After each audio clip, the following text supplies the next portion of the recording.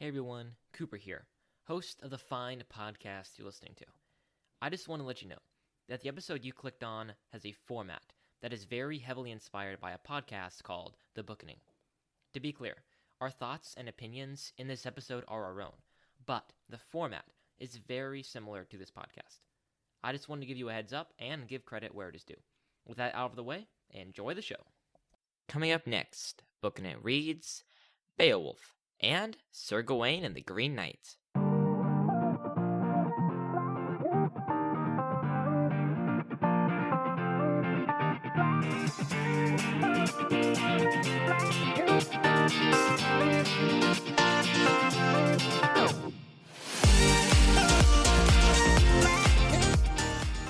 Hey everyone, and welcome back to Booking It. My name is Cooper Cobbs, and I'm, of course, your humble and eloquent host. And joining me today is my good friend, Isaiah Ryatsky. How you doing today, Isaiah? Hello. I'm pretty good. How about you? Doing pretty good, and today is probably arguably the earliest we're recording this. So, Yeah. if we sound a little sleepy, that's probably why.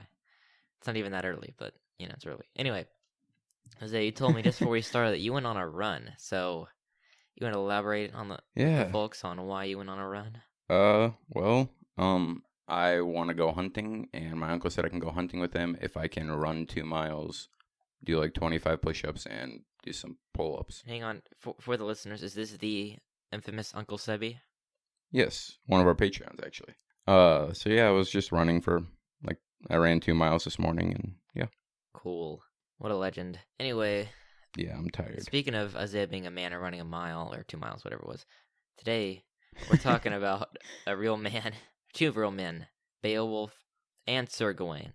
So we're going to divide this up. We're talking about Beowulf, and then we're going to move over and talk about Sir Gawain the Green Knight. So, Isaiah, would you be a man and deliver us your baggage on Beowulf? Sure. I guess I've heard about Beowulf multiple times over my life. I don't really remember when I first heard of it. Probably 5-ish years ago. But I never actually read it till this school year. Mm-hmm. So yeah. What about you, Coop? Yeah, kind of same for me. I've always heard of it. I don't remember the first time that I saw it.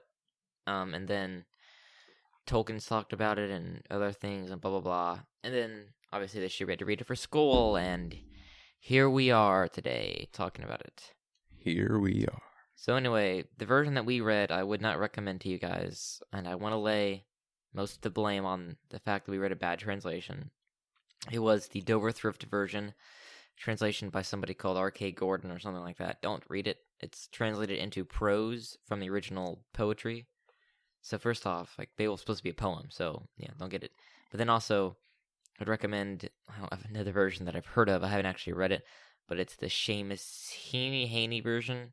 I forget how to pronounce his last name, but I've heard it's a lot better. It's actually a poem, and it's pretty good, so read that one. Anyway, Isaiah, in case people haven't read Beowulf and don't want to read it, what's the plot of Beowulf? Basically, this dude named Beowulf is a prince to a tribe, right? Yeah, or something like that. Scandinavian the tribe, heir to yeah. a tribe. Yeah, to a Scandinavian tribe. He hears that this other tribe is having troubles because they're being destroyed by this beast dragon thing. Goes over there, offers help, goes single-handedly and kills a dragon somehow, right? Yeah, well, it was Grendel. I don't know if it was a dragon, but... Oh, yeah, Grendel. I thought they said it was a dragon. They never really described it. I picture it okay. kind of like Venom. Well, I don't know. How do you picture it? I don't know. I picture it kind of with the dragon on the front cover, because wasn't that supposed to be his mom? Well, that was... No, that's the actual real dragon that he fights at the end. Oh, okay. I don't know then. Some beast named Grendel. Some beast, yeah. And fights him and kills him barehanded somehow. Yeah, he just rips off his arm. Yeah, that doesn't make any sense. No. Not at all. Gets rewarded, gets a lot of money, blah blah blah. But then Grendel's mom comes, right? To seek revenge. Yes, revenge, yeah. And then they kill her too. There's a lot of killing in this book. There's a lot of killing. Of beasts, yes. Yeah. Oh, then after that, he goes back to his tribe with all his gold and rewards and all that stuff. And then basically becomes the chief of the tribe and has like a peaceful 50-something years of leading that tribe until now an actual dragon, we don't know if the other ones are dragons or not, Yeah. attacks his tribe, and then he tries to go and kill it like by himself and then gets killed Yep. while killing it. So yeah. Yep. So, first off, everybody points to Beowulf as one of the greatest literary heroes of all time. He saves people, he kills things, that kind of stuff. But, in your humble opinion, Isaiah, as a panelist on the Book and a podcast, is Beowulf a hero, and what makes him one, if so? I don't know. I think he's a hero, probably for the reasons that you kind of gave. He goes, puts his life on the line to save other tribes. I mean, yeah, he probably was also doing it for like honor and glory. But he does that multiple times to defeat a beast and save a tribe or save his own people, and puts his life on the line. Doesn't really care if he dies, because I mean, he did in the end. Yeah, fighting one. So. Yeah, I agree. I think it's kind of refreshing to have that. I don't know, nowadays, just a guy who's a hero who's not too complex. I guess is what I'm trying to say. A hero who wants to go out and, kill some bad guys, but also is going to do it for some glory and honor, right? Compared to, I don't know who to compare it to today, but you know what I mean. Yeah.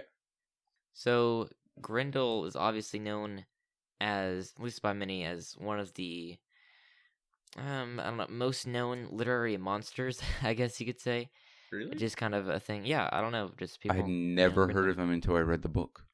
Yeah, well, there you go. But anyway, why do you think the original author of Beowulf, who we don't know, he wrote the poem? Why do you think that he decided it was important to include monsters that Beowulf fights, and not just another tribe or something like that? I don't know, maybe to show like that or I don't know. Okay, here's what I think. So in the poem, or whatever in Beowulf, it describes Grendel, right? He's envious of the light or whatever, and he goes on a killing spree, and it kind of gives us some expository stuff and says that Grendel is a descendant of Cain, who obviously murdered Abel after the garden, right? And so we're not supposed to take this as fact. It's just, I mean, it's not real, but in the poem, it's real, right? So what I think is Beowulf just supposed to represent evil, pure evil, and how men have to stand up to that, I guess. Okay. Right? Yeah. I don't know. I thought it was a really cool part how from Cain's line sprung like trolls and ogres and Grendel and all kind of things like that. And that's kind of fun. Yeah. So that makes sense. Today, you always have to have a villain. You have to feel sympathetic for them. Yeah. Sometimes they even go as far as, they're just misunderstood. Like in the new Mulan movie. Do you see that? You ever see that? Yes. Yeah. Okay. Well, they added like that witch character, right? Yeah. And she's like really bad. The whole movie, she kills thousands of people. And then at the end, they're like, "Oh, you're just misunderstood." Yeah, you're fine. Yeah, exactly right. And so it's like this whole thing, cultural shift from, Grendel, absolute evil, who Beowulf has to come and kill, and then you have, modern day things. So, did you feel the same way about Grendel? Did you feel sympathetic for Grendel, or were you just like, yeah? No. He's this creature thing that they said was pure evil, like you just said, and he goes around killing people in other tribes and destroying them. Mm-hmm. Did not feel anything for him when he died. To be fair, though, so did that witch lady in Mulan, and then, hey, she just misunderstood, Yeah, right. I would have been happy if she died too. So yeah, me too. But do you think that if they wrote Beowulf today, that they would have to make Grendel more sympathetic? They probably would. I don't think they'd have to, but they probably would. Yeah. It really is just a societal change from your Beowulf epic poem where, a good hero goes and fights a villainous beast, and then today you get just things where I mean, I think the obvious comparison point is the Marvel movies or the DC movies, right? Where Yeah. it's superheroes fighting for the Earth against aliens, you know? I mean, CGI, thousands of aliens. But Mhm. what really happens is, like, Thanos is a really weird villain in some sense. He is. They try and make his argument about why he wants to kill half the universe seem kind of sympathetic and stuff like that. And it doesn't, I think, all the way say this is pure evil. I mean, No. obviously the Avengers are fighting it, but you're like, I mean, he's kind of persuasive, right? But you don't ever really get that point. But in Beowulf, it's all, hey, this guy's pure evil. There's no question. I need to go and kill him, right? Yeah. Yeah. Back to that point, like about how you're saying, like Thanos, how he's not really ever like pure evil. Have you seen the Mhm. What If? Like, No, have you I seen all of haven't. them? I had not. It's Oh, okay. I mean, if you want to, I'm fine if you. I mean, just tell everybody you're going to spoil a little bit. well, if you guys haven't seen the What If with like the Guardians of the Galaxy, you might want to like skip ahead a little. So basically in this one, it's what if T'Challa was taken instead of Peter Quill, Interesting. by accident? Because I mean, it's pretty funny, but apparently Yondu told the Ravengers he's got to have like 2 ear holes, 1 mouth hole, 2 nose holes, and 2 eyes, and they just grab the first kid they see, T'Challa. Um, and then apparently he like convinces Thanos that what he was doing is wrong and that there's another way to help people, like to help this like world or whatever, like have enough food is literally just to go like kill all the people or beat up all the bad guys, Right. instead of just snap. Yeah. Interesting. So yeah, it's pretty weird, but yeah. Anyway, so what do you think that the author of Beowulf wanted you to take away? What was his main theme that he wanted his readers to kind of respond to? Hmm.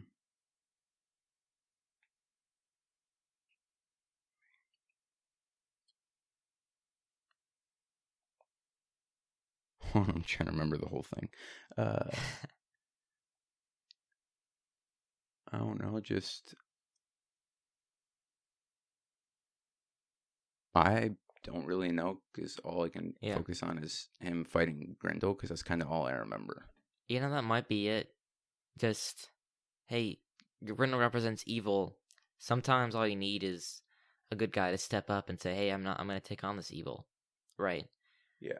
Instead of modern day culture, I guess, where nothing's really evil. It's just, oh, whatever your truth is, follow your truth. Right. Mm-hmm. And then also kind of Beowulf's evolution from noble warrior hero to the guy who maybe, I don't know, turns a little bit sour at the end, right? He's like fighting for treasure and stuff like that. And so just Mm-hmm. that it also shows the real hero. Beowulf is divided into 2 parts. The first part is Grendel and Grendel's mother, and the second part is the dragon. And in the first half, he's just the noble warrior hero where he goes and he kills Grendel and Grendel's mother. And the second part, maybe the author's trying to say, hey, here's the decline of the hero, right? Here's the decline of someone who was once great and now is fighting for something that's not really worth it, right? So I Mm-hmm. think that's what he's trying to say. What do you think about that? Yeah, I think that's about right. Well, what are your overall thoughts on Beowulf real fast before we go to Sir Gawain? Well, I thought the story itself was good. I didn't Yeah. really like the version I read. Yeah, sure. At all. It was okay. It was 50 pages. You'd think it'd be a pretty fast read, like a day. No, it was just so dense hard and boring. hard to follow. Yeah. Yeah, and everyone's name started with everyone's names had the exact same spelling Heinrich. except like 1 letter difference or something. And then there's Beowulf. Yeah, yeah. So yeah, those are my thoughts. Mm-hmm. Yeah, don't What read the about Dover you? Thrift edition, guys, but No. I would highly recommend that at least you give Beowulf a read. I mean, even this has been massively influential on a lot of things. So even if it's not a fun read, at least make it be an academic read because I think it's really interesting and makes some interesting points and obviously just heavily influential. Let's talk about Sir Gawain and the Green Knight. So your baggage on Arthur, Have you read any other King Arthur before Sir Gawain? I mean, just like the actual like story of him becoming king, Okay. like pulling Sword of the Stone. Yeah. That's So kind of what's it. your baggage with King Arthur and with Sir Gawain and the Green Knight? Well, for the actual like whole Sword in the Stone thing, all that, I don't know when I first heard about it. I remember it was a while ago. I just kind of remember some like one of my parents telling me like this is a good story, some good action story, Mm-hmm. or something like that, and then kind of told me the story or read to me the book or whatever. I Mm-hmm. don't remember when it was. I know it was a while ago. For Sir Yeah. Gawain and the Green Knight, though, I really didn't know existed till this summer. Yeah. For me, King Arthur, I remember, I think I was 7 or 8, and I got this book, and it was either I hope it was a juvenile version of The Once and Future King by T.H. White, or it was the real version. I don't know. Either way, it was really long, and it had basically the entire story of Arthur and the Round Table, and so it does have a unique way. It basically takes the characters one by one and kind of tells of their adventures and all of that. So Gawain was one of them, obviously, and so the Green Knight was obviously one of the biggest adventures of the whole thing. And then that's one of them, and then overall it tells just kind of the whole story and the fall of King Arthur and Guinevere and Lancelot and all that kind of stuff. Anyway, Mhm. then I get a book a few years ago. I think it's called like I need to look this up. I didn't look it up. The Squire, His Knight, and His Lady. Hang on, let me find it. Anyway, it's kind of a um novelization of okay. It's called The Squire, His Knight, and His Lady. So it's just basically a story about Sir Gawain's squire and them going on the adventure. So it's kind of a more written for a juvenile version of Sir Gawain the Green Knight. Anyway, I had that, and then I'm very familiar with the story of Sir Gawain the Green Knight, and I read it this time for school. So there we are. So Cool. when you read it, what were your thoughts? Did you like it? Did you like the moral dilemma? What were your thoughts just on Sir Gawain? I thought it was weird, weird story, but I mean, in the beginning. After that, I thought it was a pretty good story, showing how the dude basically kept his word and showed honor and bravery. Mm-hmm. So in Sir Gawain the Green Knight, obviously the big thing is this guy, gets entrapped in this contest kind of thing. He goes and stays with a lord right next to it, and he's faced with this conflict. Does he break his honor or does he risk losing his life? Right? But in that, there's Yeah. like this whole idea of this lady who's tricking him and romance and all of this stuff. So my question is, do you think that medieval authors had a better grasp on romance than modern day authors do? Don't know. I think they're both pretty similar. Okay, so do you Uh, think that like the depiction of the lady is different? What do you think is what do you think hasn't changed? Do you think that the depiction of the man and chivalry and honor has changed or that it hasn't? I think, uh, I mean, they don't really say any of the stuff like that about like the whole chivalry, honor, or they don't really say anything like that. At least what you're saying Well, because nowadays, right? it's so intertwined throughout the whole story of Yeah. chivalry and honor and stuff like that it's never really like spoken explicitly. Hmm. Yes, for me, I don't know. I think that medieval authors, I don't know. I think that it's just really like modern day is more wish fulfillment romance, I would say. It's more two people that just destined to come together and here's the story of how they do and they overcome what's holding them back kind of thing. And it's more wish fulfillment and maybe it even is keeping with the times. And then, ancient medieval time period with Sir Gawain the Green Knight, the Canterbury Tales, all this kind of stuff is more modern. It's chivalry. It's focused more on the man. How can he be honoring? How can he be chivalrous? That kind of thing. So I think in that way, it is actually a little different and quite different from that. Not a big fan of romance either way, but if there's some swords and headless green knights in there, I'll take that. Um, so yes, this little bit will go with Beowulf. Do you think that Sir Gawain is a hero, or do you think that the whole point of the story is just to say, yeah, this dude's like a failure? uh,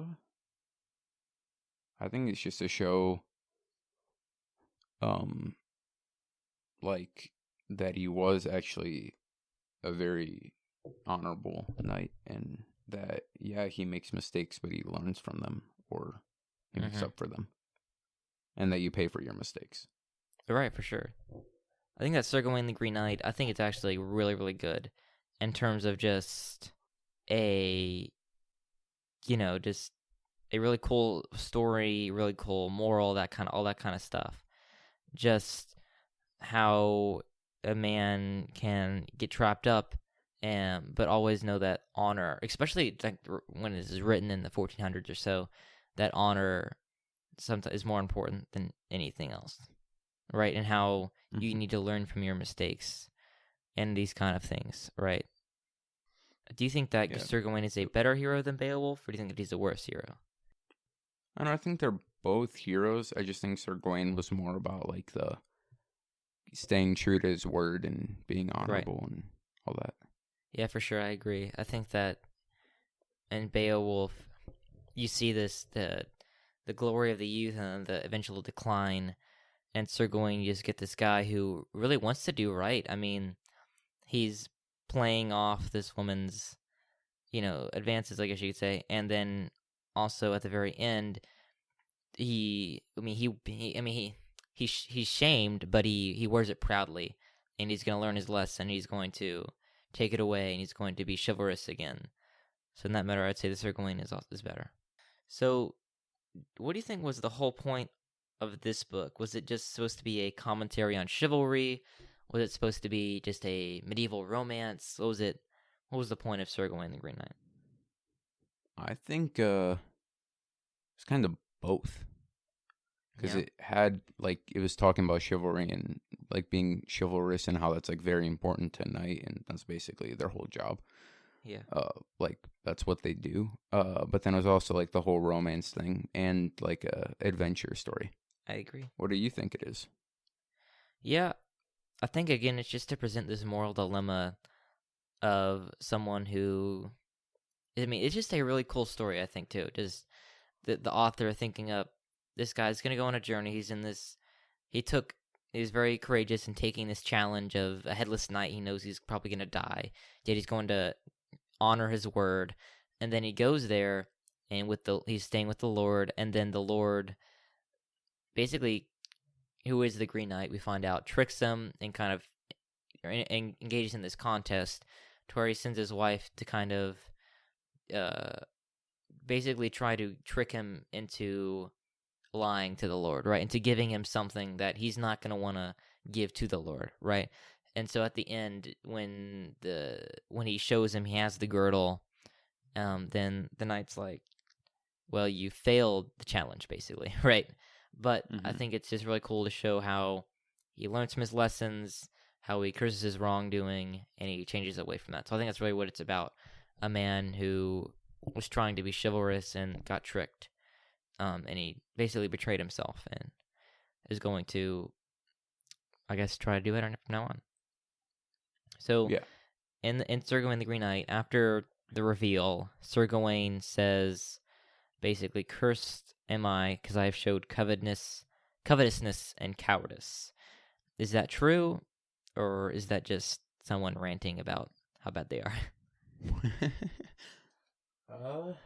I mean, I think it's true, but then he was also probably ranting about how bad he is at the same time. But I think it is true because he technically did want to stay there with the Lord's wife, right? Yeah, he did want to stay there, but then he kept his word because it was like it meant a lot to the knights and all that. There's keep their chivalry. Word. Yeah, chivalry. So he went to the knight anyway, but he did want to stay there. Like, not actually go after making a journey for a long time, just stay at this one castle. And I think he showed the way he meant when he said, I've showed cowardice is when he does not give the green girdle to the Lord. Right. So I think that's when he's saying, I showed cowardice. Do you think that he's right in saying that? Yeah, I think so. I mean, he refused to take it for a while and, like, wouldn't take it, but then he just kind of gave in and took it. Yeah. But, yeah. Well, because of that, he failed the test, so. Yeah. So, as far as Sir Gawain as a novel, or sorry, not novel, but as a piece of literature, piece of fantasy, how did you like it on a scale of 1 to 10? Let's go with like a 7.5. 7.5, yeah. What about Beowulf? And also Beowulf. try to adjust for the poor translation that we read of it. True. Okay, fine. Beowulf, I'll give it a 7. 7, yeah. So, what would you say is some of your favorite like high fantasy swords really and quick. knights and stuff like that? What's your rating for them? Oh, my rating. Ooh. I think I'll give Sir Gawain an 8, and I'll give Beowulf a 7 as well. All right, so now what was your question? What's your kind of your favorite high fantasy novels? Wait, what do you mean by that? High fantasy is swords, dragons, kind of like the Lord of the Rings, and again, Sir Gawain the Green Knight. That kind of stuff. Give me a sec. I don't know. I really like The Hobbit. Mm-hmm. Yeah, I'll just go with The Hobbit. Yeah. Yeah, I like The Hobbit too. I'd say that Lord of the Rings and Hobbit probably my favorite. But second to that, it's actually not the Chronicles of Narnia. Shocking, right? But I think that one of my favorites is called The Chronicles of Prydain by Lord Alexander.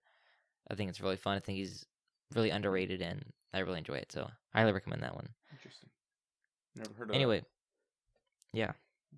So obviously Beowulf and Sir Gawain heavily influential on the fantasy genre, so I think it'd be really fun to do sometime just to kind of show their effect on the genre. But anyway, we're not here for that today. So, any final thoughts on Sir Gawain and Beowulf? No.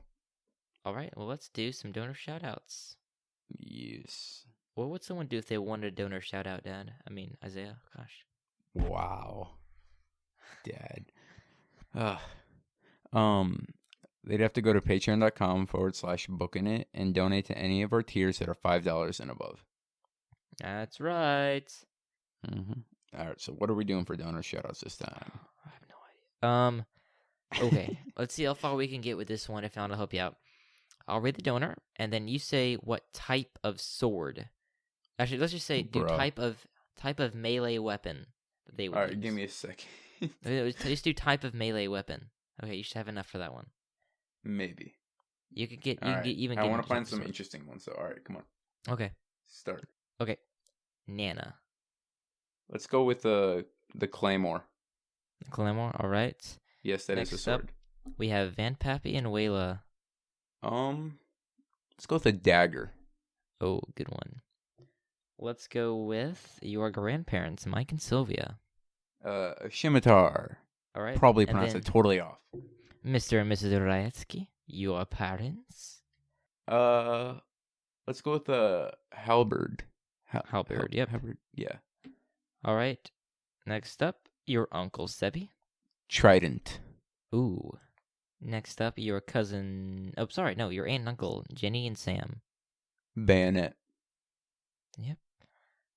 Then your cousin Moses. Scythe. Ooh. I just love saying that word, like scythe. Scythe. It's so Scythe. cool. Zara, your cousin. Machete. Ooh. It's a manly weapon right there. Next up, Chris Hagedon. Shuriken. Oh, yeah. Right? Why are you just doing ninja weapons now? Dude, it's just on the list here of melee weapons, okay? Anna. You want me to do a different one? No. I'm just, oh, no. Okay. Let's go with the mace. Oh, yeah. Oh, yeah. And then Emily. Stick. you were No, but that's literally on you here. have to do it, yeah. Last but not least, stick. Yeah, I agree. I think that's fun. Stick, yes. All right. Well, everybody, thank you for donating. We really appreciate it. We hope you enjoyed this episode. We'll be back next week with a discussion of The Pilgrim's Progress. Ooh. And until then, make sure you rate and review us. 5 stars, obviously. And I don't think I have any other announcements, so we'll see you next week. Keep on booking it.